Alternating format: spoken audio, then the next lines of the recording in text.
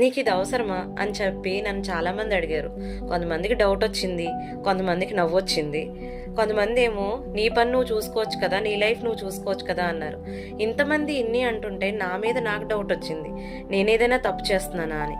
కానీ వెంటనే ఒక విషయం గుర్తొచ్చింది, ఎంతమంది మహిళలు ఒంటరిగా కూర్చుని రాత్రులు ఏడుస్తున్నారు అని, ఎంతమంది పిల్లలు సఫర్ అవుతున్నారు తమ తల్లిదండ్రులు ఫైట్ చేస్తుంటే అని చెప్పి.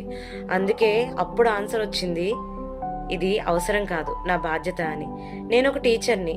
ఈసారి నేను సబ్జెక్ట్స్ చెప్పాలనుకోవట్లేదు, మనుషులు మనసులు అనే పాఠం నేర్పించాలి అనుకున్నా. సక్సెస్ వెంటనే రాకపోవచ్చు, కానీ ఎవరో ఒకరి లైఫ్లో నేను లైట్ అవ్వగలను. ఆ నమ్మకం నాకుంది.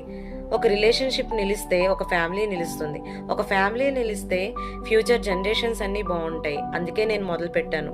మీ అపర్ణ కోలా, మనస్మిత్ర కోచ్. బాధ నుండి బలం వరకు మీ పక్కనే.